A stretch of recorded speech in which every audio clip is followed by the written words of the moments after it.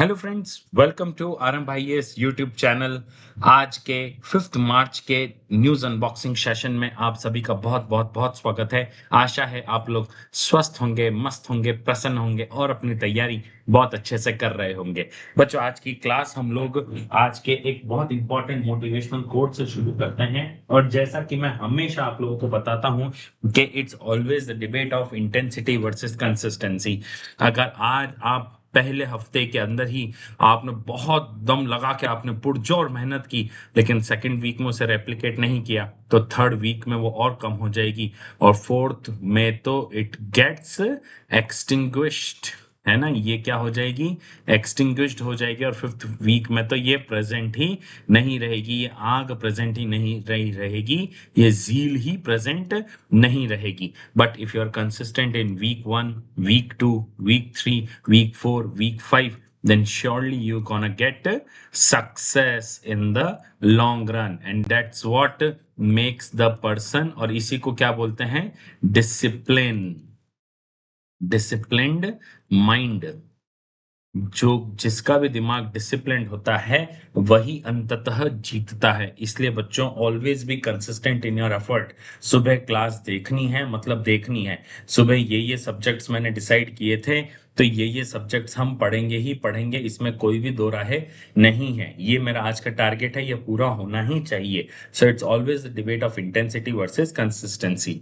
चलिए आज के टेबल ऑफ कंटेंट्स देखते हैं। चार बहुत इंपॉर्टेंट न्यूज हम लोगों को कवर करनी है। दैट इज भक्ति मूवमेंट सेंट आइडल जो है, जो 16 सेंचुरी की एक ब्रॉन्ज की आइडल है, ये बाहर के म्यूजियम में, विदेशी म्यूजियम में पड़ी थी। अब it is coming to India, right? तो ये कौन है, कौन से सेंट हैं? भक्ति मूवमेंट के अलवर सेंट हैं। इसको पूरा डिटेल में डिस्कस करेंगे। एक बहुत ही चिंताजनक रिपोर्ट हमारे सामने आई है, that is world obesity atlas. है ना, क्या क्या इसने कहा है और क्या इसको कैसे खत्म किया जा सकता है, ये सब देखेंगे। दो एडिटोरियल डिस्कस करेंगे। ये एडिटोरियल है, सबसे पहला एडिटोरियल है बच्चों, एआई इम्पैक्ट केस बुक्स। ये बहुत इंपॉर्टेंट केस बुक है, बहुत इंपॉर्टेंट एडिटोरियल है बच्चों, क्योंकि इसमें एआई टूल्स के एग्जाम्पल्स दिए हुए हैं। है ना, एग्जाम्पल्स दिए हुए हैं एआई टूल्स के, जो इंडिया में यूज होते हैं और इनकी वजह से, है ना, इंडिया में यूज होते हैं और किन किन सेक्टर्स में यूज होते हैं, जिसकी वजह से क्या क्या क्या क्या सॉल्यूशंस लोगों को मिल रहे हैं। जैसे फिजिकली चैलेंज लोगों को क्या मिल रहे हैं, वुमेन को क्या मिल रहे हैं, फार्मर को क्या मिल रहे हैं, एजुकेशन में बच्चों को क्या मिल रहा है। ये पूरा एआई इम्पैक्ट केस बुक है। तो ये आपके prelims as well as mains के पर्सपेक्टिव से बहुत ज्यादा इंपॉर्टेंट है, क्योंकि आपसे प्रीलिम्स में पूछ सकते हैं कि एआई इम्पैक्ट केस बुक्स क्या क्या थी। तो 5 केस बुक्स रिलीज हुई थी एआई इम्पैक्ट समिट में, जिसको अभी पब्लिक के लिए खोल दिया गया है। तो ये मैं डिस्कस करेंगे। और दूसरा आर्टिकल है एआई इंटरनेशनल क्लाइमेट लॉज। है ना, कि भाई ये जो इंटरनेशनल क्लाइमेट लॉज हैं वो रिसोर्सेज की सॉवरेनिटी पर कैसे काम करते हैं। तो दो एडिटोरियल कवर करेंगे। तो चलिए, without wasting much time, let's start the very first news. That is UK museum returns 16th century bronze statue to the Indian government. है ना, तो यूके जो म्यूजियम है, यानी यूके म्यूजियम को आप चोर बाजार भी बोल सकते हैं। है ना, तो वो 16 सेंचुरी की जो ब्रॉन्ज म्यूजियम है वो इंडियन गवर्नमेंट को अब देने जा रहा है, राइट? कौन, किसकी ब्रॉन्ज स्टैच्यू थी बच्चों? ये नाम याद रखिएगा। ये स्टैच्यू थी सेंट थिरुमंगई अलवर। है ना, तो थिरुमंगई अलवर की ये थी, यानी he was an Alvar saint. अब ये अलवर कौन है भाई? अलवर सेंट कौन होते हैं, इसको डिटेल में डिस्कस करेंगे। और अलवर सेंट है तो साथ ही साथ एक और सेंट है जिनका नाम होता है नयनार सेंट। है ना, नयनार सेंट्स। तो ये नयनार सेंट्स कौन है, ये भी डिस्कस करेंगे। और साथ ही साथ इनका एक और इम्पैक्ट डिस्कस करेंगे भक्ति मूवमेंट में, कि ये भक्ति मूवमेंट से क्यों जुड़े हुए हैं और ये भक्ति आंदोलन क्या था, इसको देखेंगे। बाकी सारी न्यूज जो है, कहाँ की थी, कैसे थी, कौन लेके आया, ये हमारे काम की चीज नहीं है। यूपीएससी कभी ये चीजें नहीं पूछता है कि कैसे इसको एक्वायर्ड किया गया था 1967 में, फिर कैसे ये यहाँ पे आए, जेआर बॉलमेंट बेलमोंट जो थे वो कैसे लेके आए। है ना, ये सारी चीजें कोई नहीं पूछता यूपीएससी में। यूपीएससी में आपसे ये नाम पूछेंगे, सेंट थिरुमंगई अलवर जो थे ये कौन से सेंट थे और ये क्या क्या काम थे, ये सारा पूछा जाएगा। देखिए, अब आपको एक चीज समझाता हूँ। समझिए, देखिए क्या होता है बच्चों कि इंडिया के अंदर after the fall of Guptas, है ना, after the fall of Guptas, after the fall of Gupta empire, after the fall of Gupta Empire, India again got disintegrated, and because of this disintegration, India was facing, है ना, many India was facing many social discriminations,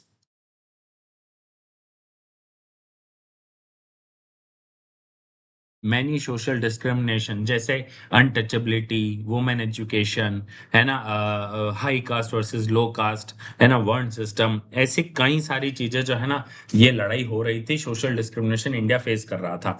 तो इस social discrimination को भगाने के लिए एक आंदोलन लॉन्च हुआ जिसका नाम था भक्ति आंदोलन, या इसको भक्ति मूवमेंट लॉन्च कर कहते हैं। टू इरेडिकेट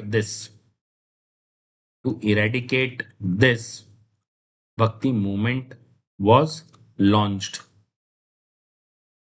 अब भक्ति मूवमेंट जो था ना बच्चों, ये officially first it was started in South India, and then it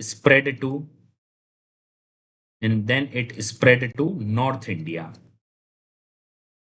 ठीक है, साउथ इंडिया से होते होते ये नॉर्थ इंडिया की तरफ पहुंचा। ठीक है, अब जब साउथ इंडिया में जो ये भक्ति आंदोलन था, है ना, तो ये जो भक्ति मूवमेंट था, मैं इसको बीएम लिख रहा हूं, तो ये जो बीएम साउथ इंडिया में था, तो इसके दो टाइप्स थे, राइट। दो टाइप्स कौन से थे? अलवर एक था अलवर और एक था नयनार। नयनार भक्ति सेंट्स, नयनार भक्ति सेंट्स, है ना, और अलवर भक्ति सेंट्स, मैं इसको बीएस लिख रहा हूं, आप समझ जाइएगा। अलवर भक्ति सेंट्स एंड नयनार भक्ति सेंट्स। अब फर्क क्या था भाई दोनों में? अलवर भक्ति सेंट्स कौन होते थे? अलवर भक्ति सेंट होते थे, Alvar bhakti saints were the devotee of Lord Vishnu, devotee of Lord Vishnu, they were the devotee of Lord Vishnu, ये भगवान विष्णु के डिवोटी थे। और नयनार कौन थे? They were the devotee of they were the devotee of lord Shiva, they were the devotee of lord Shiva, है ना। और अलवर भक्ति सेंट्स जो सेक्रेड टेक्स्ट लिखते थे, जैसे वेद वगैरह होते हैं ना हिंदुओं के, तो इनके जो सेक्रेड टेक्स्ट था, इनके सेक्रेड टेक्स्ट को क्या कहा जाता था? अलवर भक्ति सेंट्स के सेक्रेड टेक्स्ट को कहा जाता था दिव्य प्रबंधन।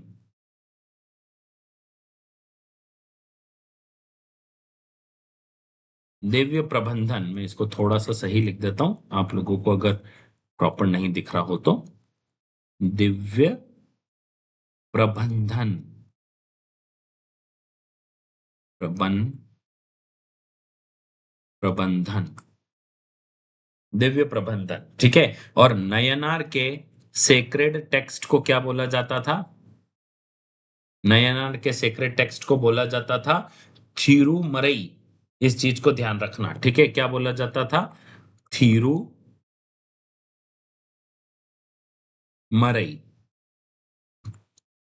थिरुमरई, ठीक है। तो थिरुमरई जो थे, ये बोला जाता था, जैसे है ना, इनके कई सारे जो है और इनके जितने भी जो डिटेल्स थे भाई, जितने भी सेंट्स थे, है ना, नयनार के जितने भी सेंट्स थे, इनको क्या बोला जाता था? नयनार के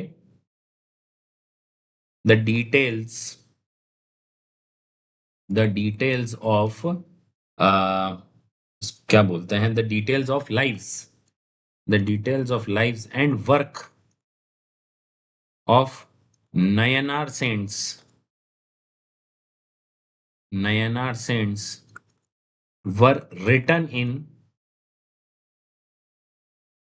were written in a book called Thevaram, क्या नाम है?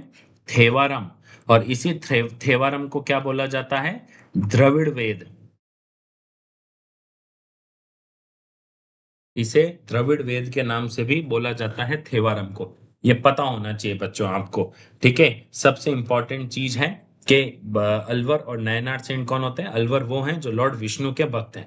तो हमें जो मूर्ति मिली है, संत थिरुमंगई अलवर, तो ये अलवर थे, यानी ये किसके भक्त थे? भगवान विष्णु के भक्त थे। ठीक है। और इनके अलावा जो है और जैसे नए अलवर में तो आपको ये पता पड़ गया। अलवर के एक और भक्ति संत थे, इनका नाम आपको पता होना चाहिए। उनका नाम है Andal.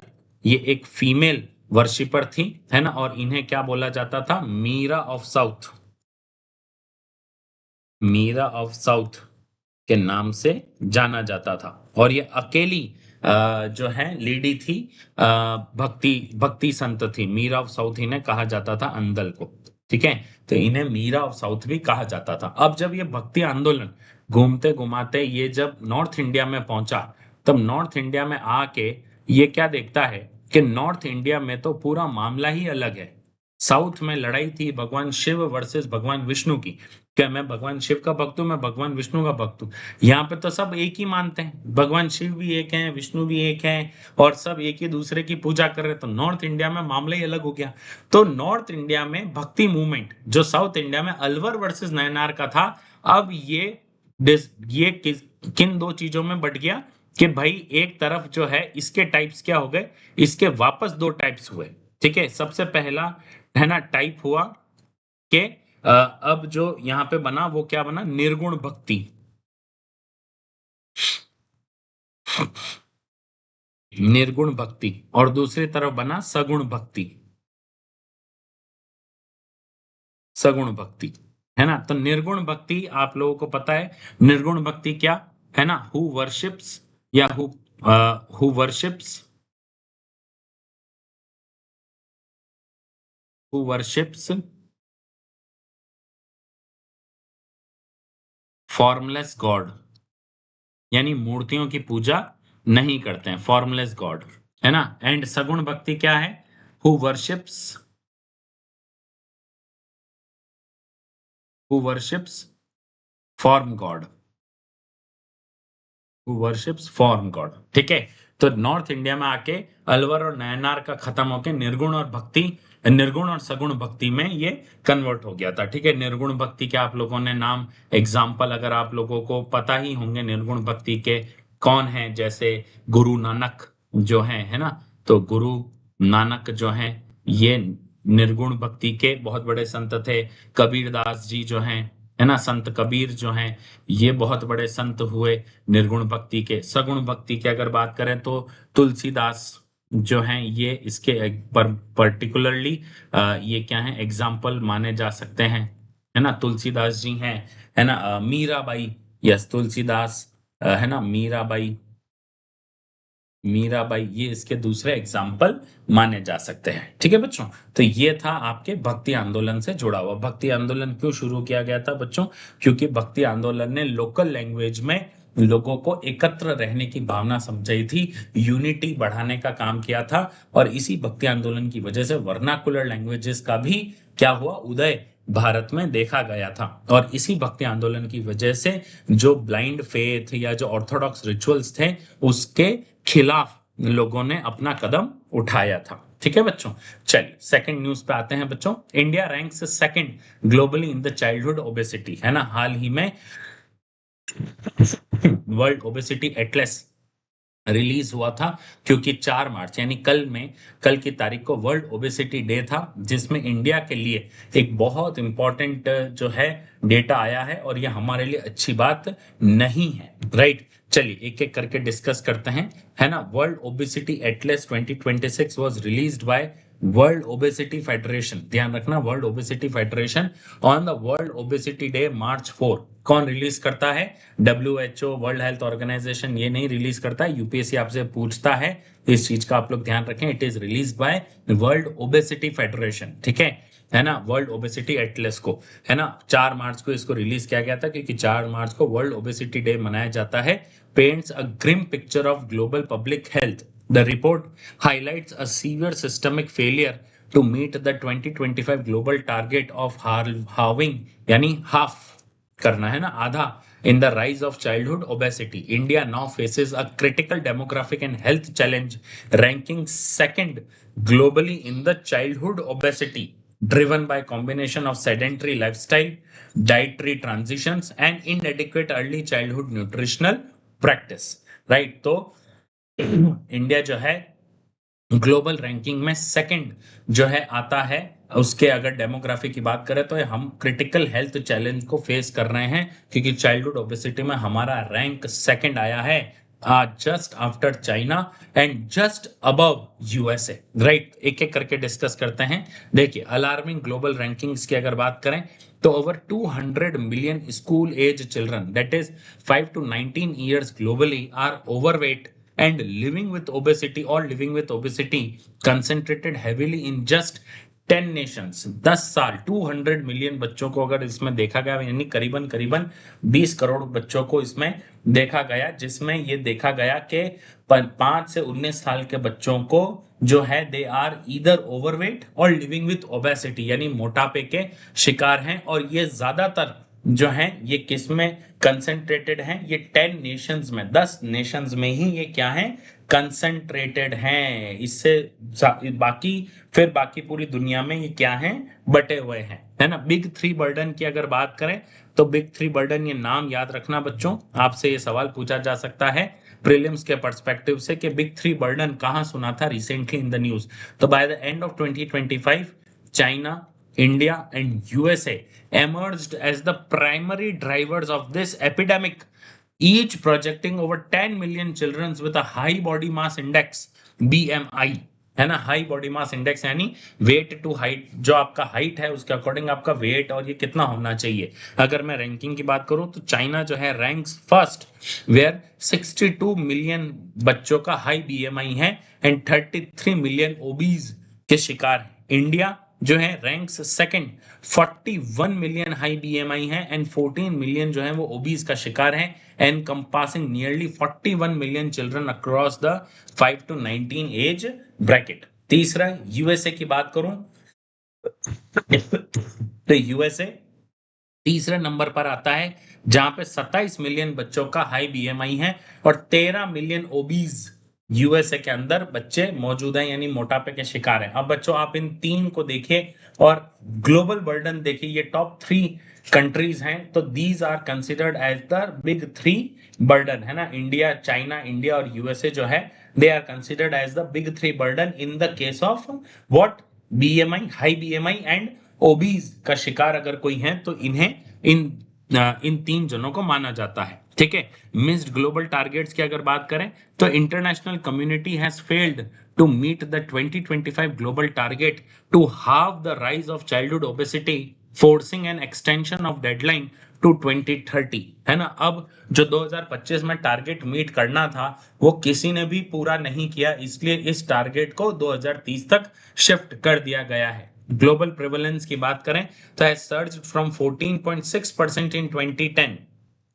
14.6% in 2010 to 20.7% currently, with projection hitting 507 million by 2040। अगर हमने अभी ध्यान नहीं दिया तो चाइल्डहुड ओबेसिटी जो है ये इतनी ज्यादा हो जाएगी, जो अभी 20.7% है, it could reach to 507 million by 2040। अगर इंडिया स्पेसिफिक रिस्क फैक्टर्स की बात करें और प्रिवेंटेबल रिस्क फैक्टर्स की बात करें तो कुछ हमारे सामने ग्रिम पिक्चर्स आई है।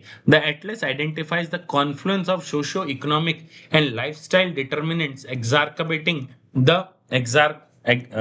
एक्सार्बेटिंग the crisis in India. Physical inactivity की बात करें तो the staggering 74% of adolescent, that is 11 to 7 years, ये आपके मेंस में बहुत काम आ सकता है बच्चों, 11 to 17 years fail to meet the WHO recommended physical activity level. आप सोचिए 11 से 17 साल का बच्चा जो 74%, 74% एडोलेसेंट्स जो हैं जो 11 से 17 साल में आते हैं वो रिकमेंडेड फिजिकल एक्टिविटी नहीं कर रहे हैं। Why? Because of their sedentary lifestyle, mobile में है या ट्यूशन में ज्यादा जाते हैं, फिजिकल एक्टिविटी नहीं है। न्यूट्रिशनल गैप की बात करूं तो न्यूट्रिशनल गैप क्या है? Only 35.5% of school age children receive institutional social meals, that is highlighting gap in PM Poshan scheme coverage पर क्वालिटी, राइट। और क्वालिटी तो बहुत ही अलग बात है। तो केवल 35.5% of school age children receive institutional school meals, है ना। इन्फेंट केयर की बात करें तो नियरली 32.6% ऑफ इन्फेंट्स, यानी 1 से 5 महीने के जो बच्चे होते हैं, नवजात बच्चे जो हैं, suffer from suboptimal breastfeeding and critical deterrent to early onset obesity, right. अगर आप ऑप्टिमल ब्रेस्ट फीडिंग नहीं कराएंगे बच्चों को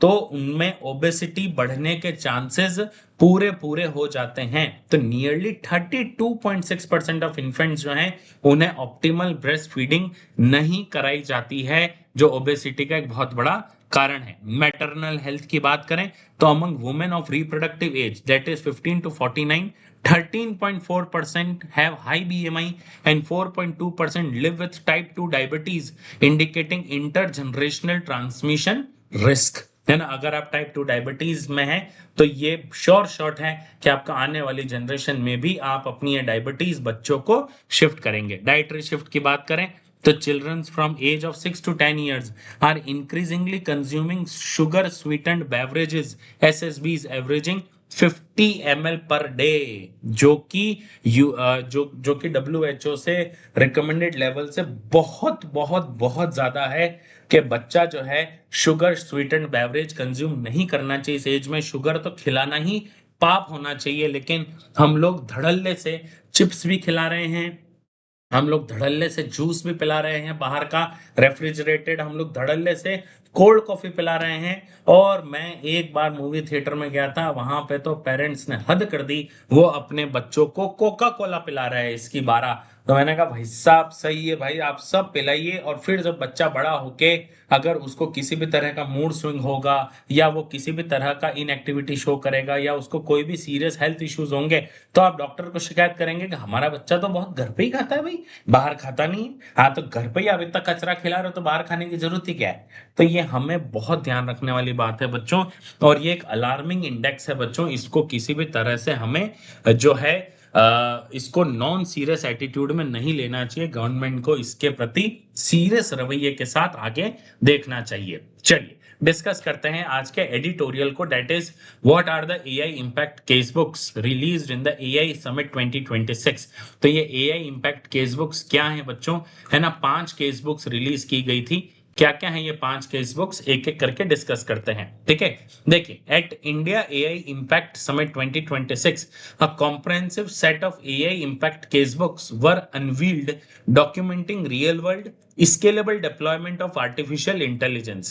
These casebooks highlight how AI is currently moving beyond theoretical potential to deliver tangible benefits across the global south, है ना। कि कैसे एआई जो है ये केवल थियोरेटिकल पोटेंशियल को नहीं बताती है, ये कैसे बेनिफिट प्रदान कर रही है ग्लोबल साउथ में, उसको बता रही है। Specifically targeting vulnerable and marginalised demographic such as physically challenged, smallholder farmers, womens, patients and student. तो ये 5 केस बुक्स रिलीज की गई थी।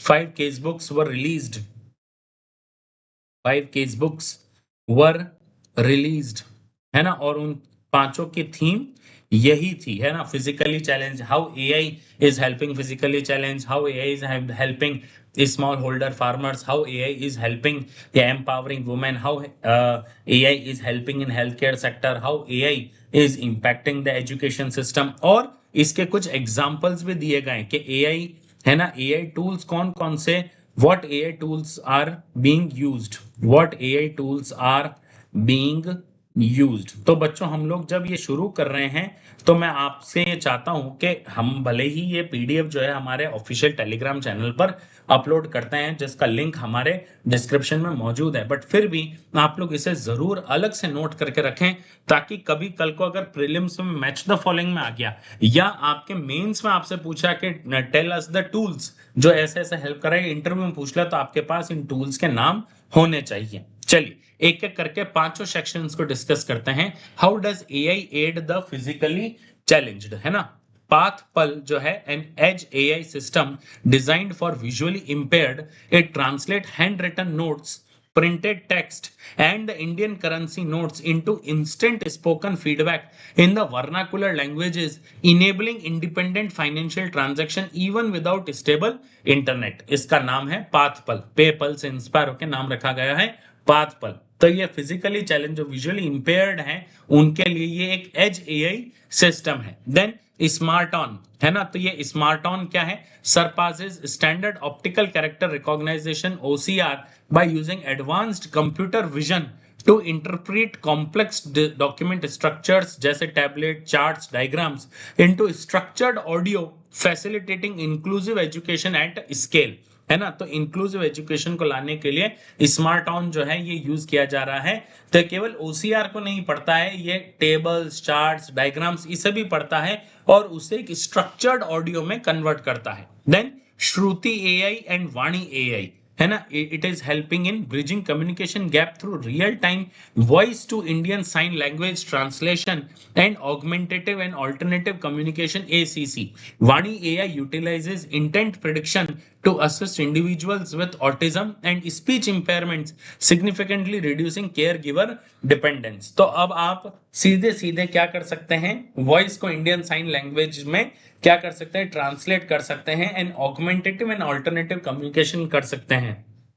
तो जो पेशेंट्स हैं वो बहुत अच्छे से अपनी बात को क्या रख सकते हैं, वो आपके सामने रिप्रेजेंट कर सकते हैं विदाउट एनी डिपेंडेंस। देन है फिजी। फिजी क्या है, an AI powered wearable integrating surface muscle activity sensors to quantify and monitor muscle recovery, crucial for rehabilitation in stroke and amputation patients। तो ये फिजी जो है उनके लिए बहुत काम की चीज है, मसल रिकवरी है ना, कि to quantify and monitor muscle recovery, crucial for rehabilitation in stroke and amputation patients में बहुत कामगार चीज हो सकती है फिजी। ठीक है, नाउ सेकंड केस बुक क्या थी, how AI is helping the small farmers. तो स्मॉल फार्मर्स को कैसे कर रही है, सबसे पहले देखते हैं what are the structural challenge है ना। Agriculture in global south suffers from erratic monsoon, invisible soil chemistry and strained agriculture extension system, that is 1:50,000 agent to farmer ratio in sub-Saharan Africa, right। तो इसके लिए जो use किए गए हैं AI tools use किए गए हैं वो कौन से हैं, मैप माई क्रॉप, राइट। क्या है ये Map My Crop, act as a digital twin for sugarcane farmers by fusing multi-sensor satellite imagery with super resolution algorithm. It predicts peak sucrose windows, boosting yields up to by 57%। कि भाई कब आपको जो है आपको गन्ना बोना है, कब आप उसको काटेंगे, क्या बारिश होने के चांसेस हैं, नहीं है। इससे सुक्रोज की जो यील्ड है वो 57% से ज्यादा बड़ी है। देन सेकेंड एआई टूल है chemistry aware crop yield prediction, है ना। It bypasses the traditional physical soil testing, it employees physics guided machine learning and multi-temporal satellite data to detect hidden toxicities and nutrients imbalances, allowing farmer to reduce nitrogen usage by 28%। आप सोचिए बच्चों कि physical soil testing करने की जरूरत ही नहीं है, आपको मशीन लर्निंग और जो मल्टी टेम्पोरल सैटेलाइट डेटा है उसका यूज करके आप अपने जो सॉइल है उसमें पता लगा सकते हैं कि आपके सॉइल में कितनी टॉक्सिसिटी मौजूद है, कौन कौन से न्यूट्रेंट अवेलेबल नहीं है, तो अब आप वही न्यूट्रेंट डालेंगे। अगर नाइट्रोजन है तो नाइट्रोजन क्यों डालेंगे, राइट। आपके पोटाश की कमी है, आपके फॉस्फेट की कमी है तो हम वो डालेंगे ना। Then fourth is Mahavistaar, Maharashtra में यूज होता है, और एक है फार्म एडवाइस जो अफ्रीका में यूज होती है ना। It democratize the agricultural intelligence using NLP and voice first interference, right। Farmers receive predictive advisories on the pest and weather in local dialects, overcoming the profound literacy barriers। तो जो literacy barriers है कि भाई अगर महाराष्ट्र में अगर है तो अगर महाराष्ट्र के किसान को अगर मराठी ही आती है और बंगाल के किसान को केवल बंगाली आती है, लेकिन उसकी फसल तो उसी से उगेगी। अगर कॉटन वहां उग रहा है महाराष्ट्र में और कॉटन अगर वहां उग रहा है तो नेचुरल सी बात है कि भाई उसे उसकी लैंग्वेज में समझ में तो आना चाहिए, तभी तो क्रॉप को सही प्रोड्यूस कर पाएगा। तो इस वजह से जो है वॉइस फर्स्ट इंटरफेस का यूज करते हुए महाविस्तार फार्म एडवाइस जो है ये लोकल लैंग्वेज में आपको क्या देता है, बेस्ट और वेदर रिपोर्ट देता है ताकि किसानों को मदद मिले। तो स्मॉल फार्मर्स को इस तरह से मदद करता है AI. Third case book release की गई किसके ऊपर, how AI promote the women entrepreneurment. Women entrepreneurment और वुमेन एम्पावरमेंट को कैसे करता है। सबसे पहला एआई टूल है न्याय शक्ति स्वाति, महाराष्ट्र के अंदर यूज हुआ था। It is an AI legal assistant trained on women specific jurisprudence. It empowers domestic violence survivors by privately educating them on their legal rights and remedies before entering a courtroom. तो court room में entry लेने से पहले उनको जो legal assistant चाहिए तो ये एआई लीगल असिस्टेंट उन्हें देता है जिसका नाम है Nyaya Sakhi Swati, right. Then second AI tool है एटेन-IA पेरू, राइट। तो ये एटेनिया पेरू क्या है, it uses a phygital model. Phygital model क्या है, physical books plus cloud AI to mentor young girls, actively dismantling cultural stereotypes and redirecting biased prompt to encourage participation in STEM careers। STEM मतलब science, technology, engineering, maths को बोलते हैं stem career, right. तो stem career में ये जा सकता है। तो it is actually physical model पर काम करता है। फिजिकल बुक भी होती है लेकिन ये इंटरनेट से चलती, क्लाउड एआई से चलती है। तो आप अपनी लैंग्वेज में बुक्स को डाउनलोड कर सकते हैं ताकि आप जो है अपनी भाषा में पढ़ाई कीजिए। और खास करके यंग गर्ल्स के लिए यूज किया गया है पेरू के अंदर, राइट। देन यशोदा एआई की अगर बात करें तो focus is on digital literacy through localised peer led training, teaching rural women to identify and combat AI driven harms like deep fakes and financial fraud।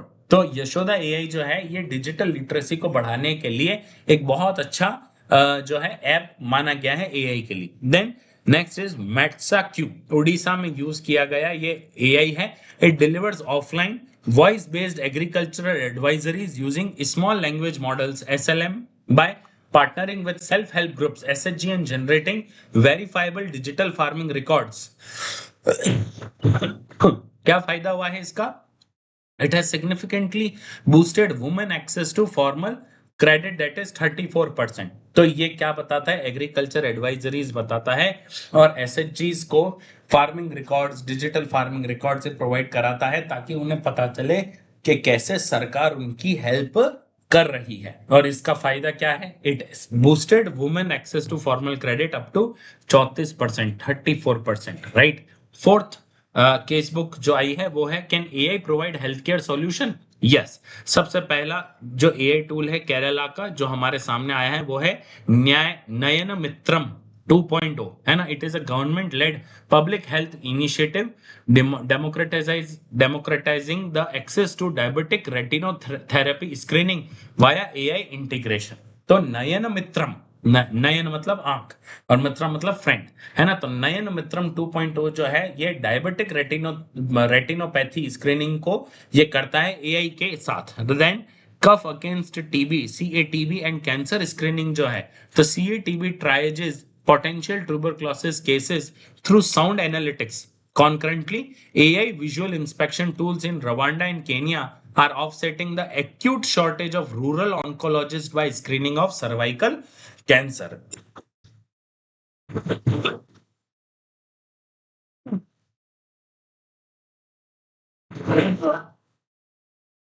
तो जो सर्वाइकल कैंसर है उसको offset करने के लिए भी एआई का यूज किया जा रहा है। Then Ayurveda D risk and predictive virtual cardiac twin, ये दो एआई टूल यूज किए जा रहे हैं हेल्थ केयर में। What it is using, it employs the machine learning for non invasive diabetic detention and provides surgeons with 3D pre operative visualisations of patient's heart. तो patient heart को 3D operative visualisations में क्या बताता है, ये surgeon को provide करता है। तो Ayurveda D risk and predictive virtual cardiac twin जो है ये न केवल बीमारियों को एनालाइज करता है बट उसे ऑपरेटिव विजुअलाइजेशंस भी प्रोवाइड करवाता है। एंड लास्ट केस बुक जो था can AI be an education partner, जी हाँ, Bharat Gen Yojak. It is a human in a loop platform that automates spoken language evaluation, enabling scalable formative assessment in public school while retaining critical teacher oversight. है ना?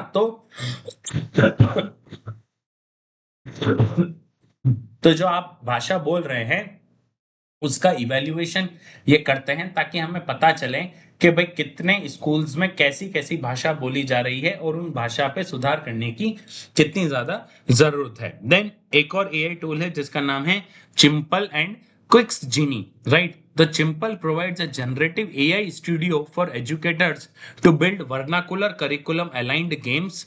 क्विक्स Quix Genie focusing on democratizing coding and technical skills in India's tier 2 and tier 3 cities। पढ़ाई की अगर बात करें इसको बोला जाता है पढ़ एआई, बट यूं इसका प्रोनाउंसिएशन है पढ़ाई।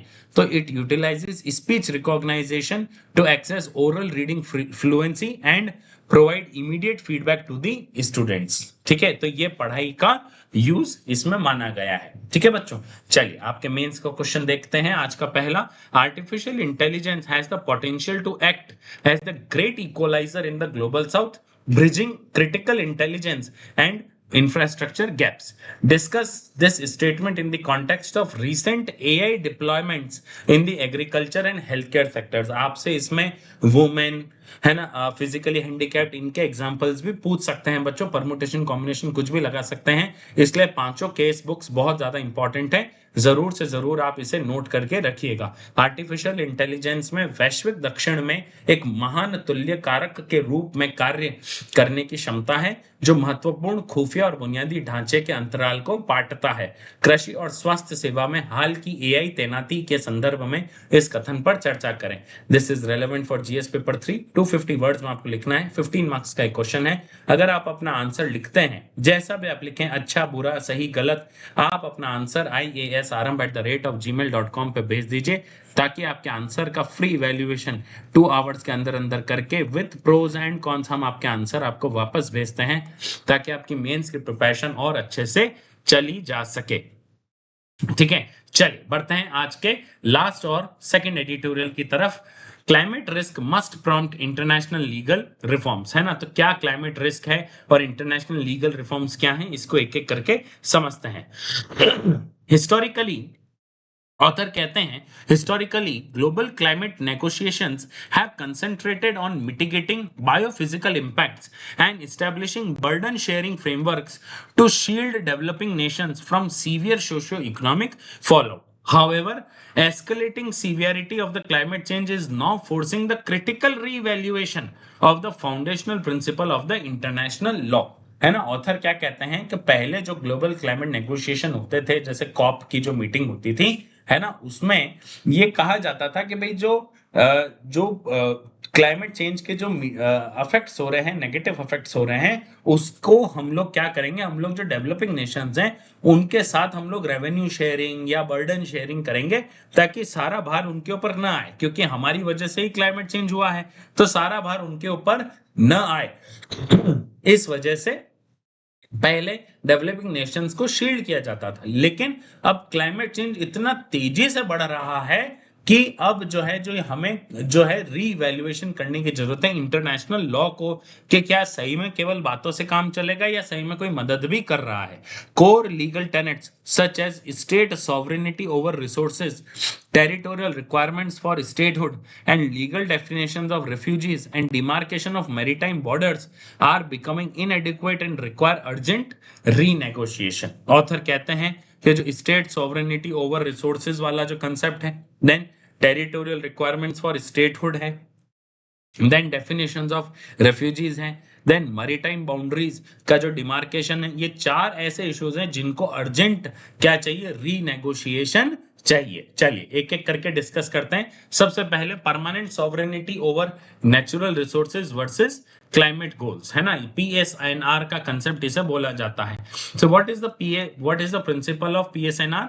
The foundational right allowing states to exploit their natural resources including fossil fuel, representing the drive of developing countries towards economic independence, है ना? कि मेरे देश में, मैं फॉर एग्जांपल भारत में, अगर आपने सुना होगा कि भारत के अंदर जो है आपके कश्मीर के अंदर लिथियम रिजर्व्स मिले। अब कश्मीर के अंदर मिले तो वो भारत के अंदर मिले। अब अगर भारत के अंदर मिले और लिथियम हमें चाहिए क्योंकि वो क्रिटिकल मिनरल आता है, तो क्या हम उन नेचुरल रिसोर्सेज को यूज करेंगे कि नहीं करेंगे? बिल्कुल करेंगे।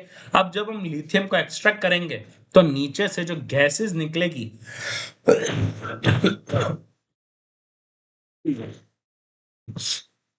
नीचे से जो गैसेस निकलेगी वो भी तो ग्लोबल वार्मिंग बढ़ाएगी। तो जो डेवलपिंग कंट्रीज हैं वो पीएसएनआर के कंसेप्ट को बहुत ज्यादा तवज्जो देती है कि हमें हमारी इकोनॉमिक इंडिपेंडेंस चाहिए, हम डिपेंड नहीं हो सकते, तो हम तो लिथियम को एक्सट्रैक्ट करेंगे। Now this led to the 1.5 degree imperative. The urgent need to cap global warming is creating a push to phase out fossil fuels, directly challenging the unrestricted exercise of PSNR.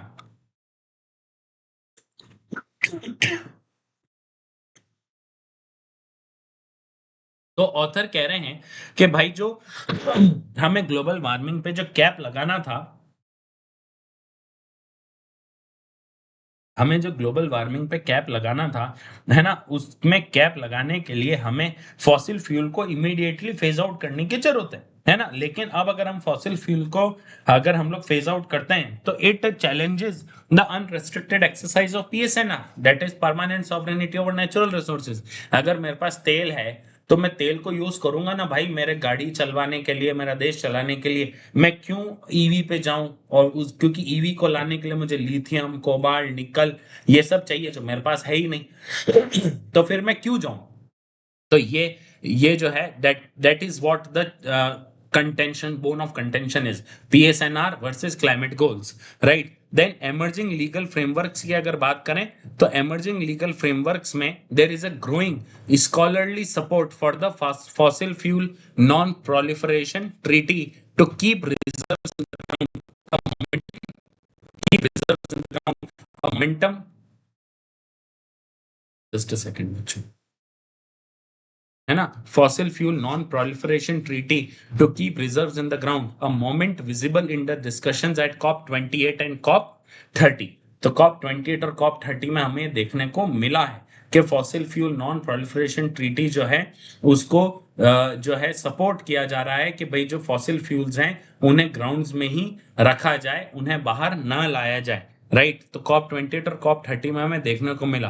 The trade off for developing nations की बात करें तो developing countries में except temporary limited obligation restricting their PSNR as a common concern for mankind, है ना, CCM जैसे बोला जाता है।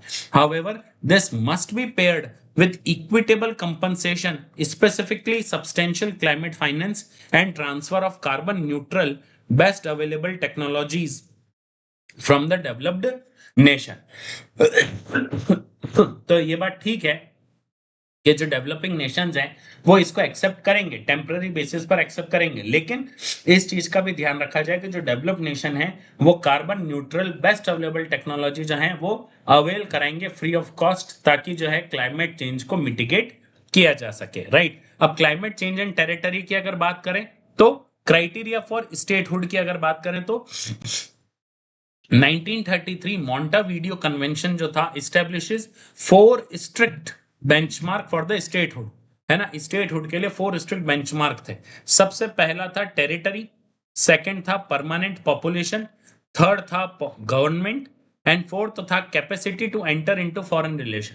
अगर ये चार चीजें आपके पास हैं तो आपको स्टेटहुड मिलेगा, राइट। अब इसकी वजह से अब जो ये है ये ध्यान रखना बच्चों, मॉन्टावीडियो कन्वेंशन आपसे पूछा जा सकता है। Now the threat of sea level rise जो है, the SLR poses an existential threat to the territorial integrity of the small island developing nations, SIDS, questioning their continued statehood under traditional international law।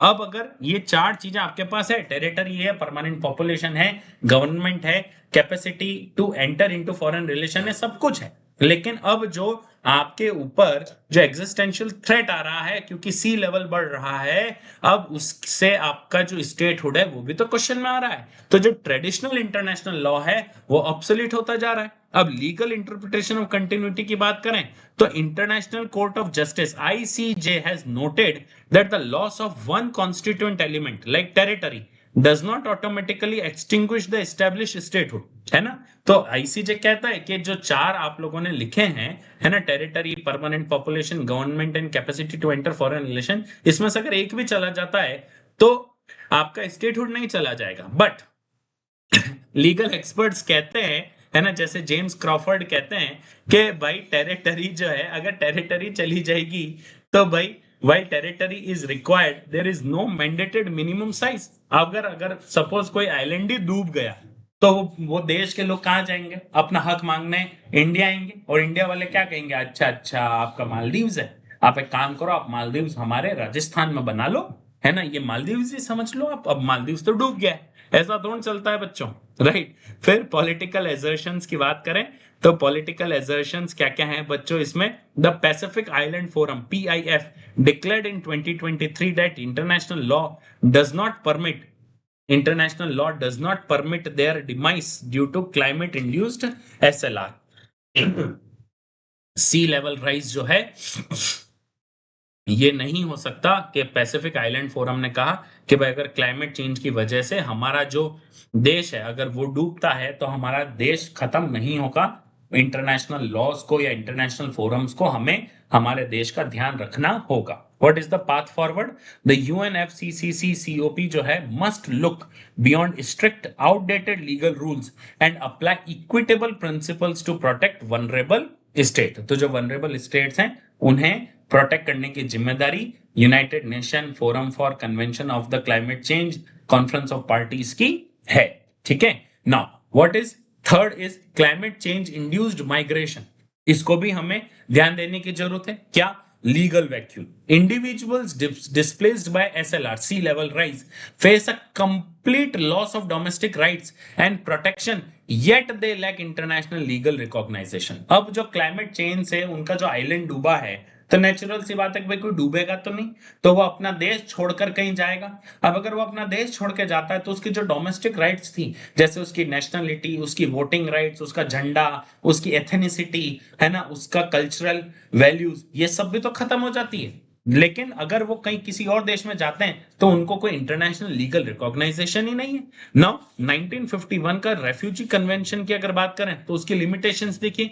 The convention strictly defines a refugee based on the well-founded fear of persecution, that is race, religion, nationality, social group or political opinion, right। तो refugee कौन है 1951 के refugee convention में? Who is refugee? अगर उसका persecution हो रहा है यानी उसको क्या किया जा रहा है, प्रताड़ित किया जा रहा है, उसको उसको शोषण किया जा रहा है, उसका किसके आधार पर? Race, religion, nationality, social group और पॉलिटिकल ओपिनियन के आधार पर उसका परसिक्यूशन किया जा रहा है तो वो रेफ्यूजी है। लेकिन इट एक्सक्लूड्स क्लाइमेट रेफ्यूजी।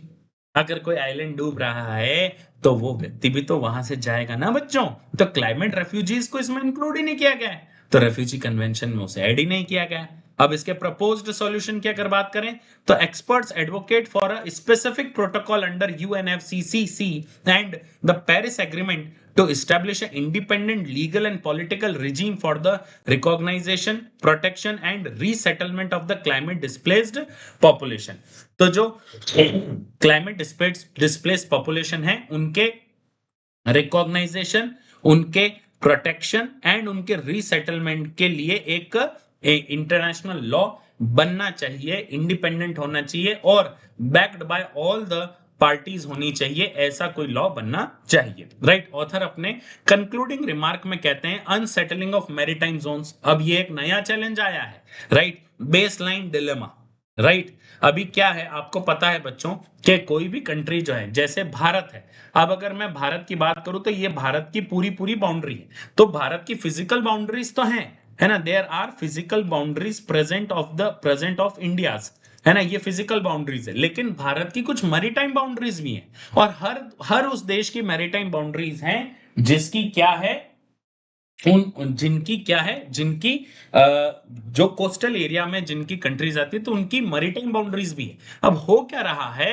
कि जो सी लेवल राइज है physically alters the coast line which legally serves as the baseline from which all maritime zones are measured। अब इसमें क्या आ रहा है, एम्बुलेटरी वर्सेस परमानेंट बेसलाइन का भी कंसेप्ट सामने आया है। क्या है भाई एम्बुलेटरी बेसलाइन? बहुत इंपॉर्टेंट टर्म्स हैं बच्चों, ये पता होना चाहिए आप लोगों को। एम्बुलेटरी बेसलाइन और परमानेंट बेसलाइन क्या होता है? It is the traditional interpretation under the United Nation convention on the laws of sea UNCLOS where the baseline retreats inland as the sea level rise, shrinking a state's maritime entitlements, right? ये होता है ambulatory बेसलाइंस। और permanent baseline क्या है? A new approach aggressively adopted by the Pacific and small island states declaring their current baseline as the legally permanent regardless of physical sea level changes. अब अगर कोई सी level बढ़ता है तो भले बढ़ता रहे, लेकिन हमारी जो बेसलाइन है वो वही रहेगी, चाहे भले पानी बढ़े, हमारा आइलैंड डूबे ना डूबे, ये नहीं है। अभी जो हम लोग फॉलो कर रहे हैं वो एम्बुलेटरी बेसलाइन फॉलो कर रहे हैं, लेकिन अब जो है परमानेंट बेसलाइन फॉलो करना शुरू कर दिया है कई सारे pacific and small island states ने। Now what is the need for reform बच्चों?